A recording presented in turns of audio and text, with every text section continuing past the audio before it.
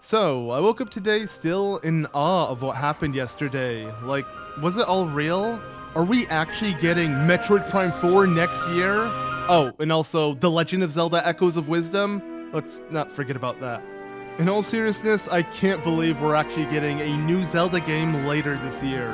So now that I had some time to reflect on the news after the initial hype, I want to talk about it real quick in this video. Because I cannot deny how excited I am for this game, not just to play it, but just knowing what this could mean for the franchise moving forward. Because not only is this going to be our first new top-down 2D Zelda game in a while, that being since A Link Between Worlds on the 3DS, but this game is about to completely break the formula of the Zelda series, having us play as Zelda herself instead of Link. So this may be the first Zelda game where you can't make the joke of, shouldn't it be The Legend of Link and not Zelda? Of course, I know some of you are going to say, well, technically it happened in the CDI games. But you know what? Just shut up. Like, cool, you know this obscure fact, no one cares. And the CDI games aren't by Nintendo, so we don't consider them a part of the main series anyways. So I know people mention that as a joke, I don't even consider those games a part of the franchise. So in reality, this is actually huge for the series moving forward. I know we also had Cadence of Hyrule, which allowed you to choose between Link and Zelda, while also being a top-down style Zelda game, but sadly it was a rhythm game, so it played nothing like a Zelda game. But of course, that game is a spin-off of Crypt of the Necrodancer featuring The Legend of Zelda, so it isn't a Zelda game at all. My point is that again, Echoes of Wisdom really is the first of its kind, and may set a new trend for the series. Just like Princess Peach got a game of her own earlier this year with Princess Peach Showtime, Princess Zelda got a game of her own, that being Echoes of Wisdom. So 2024 seems like the year of the Nintendo Queens. Too bad Samus has to wait until next year. But unlike the Peach game, which I was also excited for at first, but quickly lost interest in it after playing, as yeah, the game felt like it was developed for a younger audience. It lacked any challenge and was extremely shallow.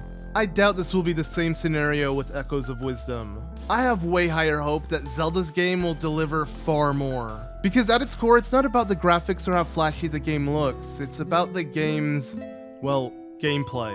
And with how Echoes of Wisdom seems to be evolving the top-down style of gameplay the series is known for, the game seems like it will revolutionize the top-down Zelda formula altogether. Similar to what Breath of the Wild did to the 3D Zelda formula, with how it allowed you to solve puzzles in many different ways and explore at your own pace. And this seems to be the same concept they plan on giving you in Echoes of Wisdom. Specifically in how they're allowing each player to utilize many different magical abilities to solve things in your way. So even without being able to play as Hyrule's hero Link and having to save him this time around, this game is looking like it will straight up outclass any other 2D Zelda game before it. Like, I think it's worth noting that we haven't had a new top-down Zelda game since A Link Between Worlds. And that was for the 3DS. The last top-down Zelda game we had for a home console was A Link to the Past on the Super Nintendo. And while we did get the remake for Link's Awakening that was made from the ground up for the Nintendo Switch, this game is a completely new game utilizing that engine and graphics, and again, it is not based off of a previous Zelda game. It is something new entirely, which again is huge for top-down 2D Zelda games. As honestly, I thought we were never gonna get a new top-down 2D Zelda game. I thought, if anything, we would only get more remakes like the Link's Awakening remake, but now we're getting new games entirely, which can mean so much for the series moving forward.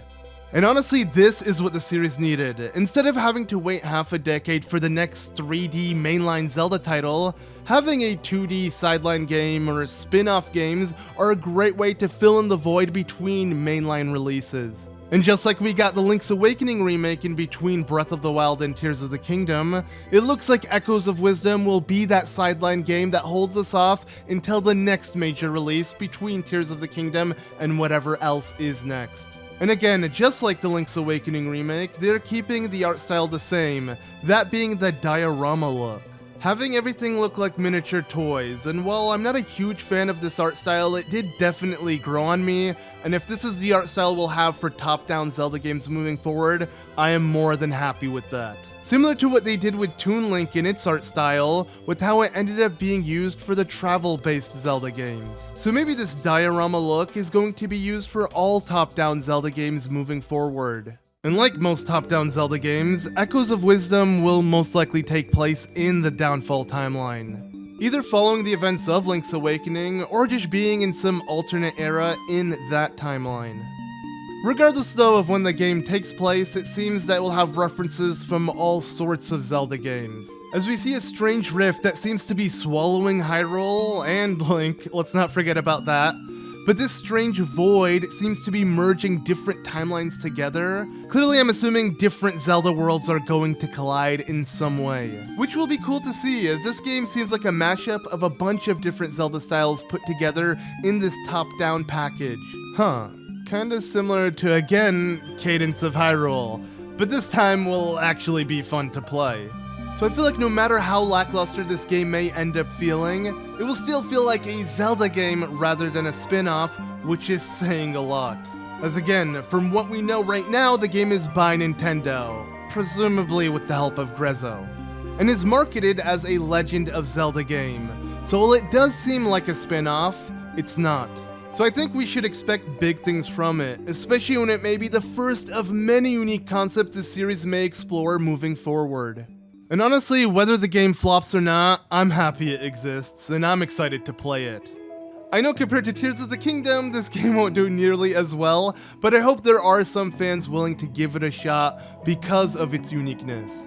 I really do hope the fact that this game breaks the boundaries from having Zelda save Link this time around, introducing new gameplay mechanics, and overall being the first new top-down Zelda game on home console since fucking A Link to the Past, that it has some reach. Cause honestly, I'm hoping that Nintendo will continue to give us more game concepts like this from the Zelda series. So hopefully this game is just the beginning. But let me know what your thoughts are on the game in the comments below. Of course, my opinions are nothing but optimistic, and that is because I have no reason to be worried. I'm sure Nintendo is going to deliver on this game. So at least until there's a reason, or until I play it, I'm gonna be excited. Because yeah, the game is looking scrum-diddly-umptious.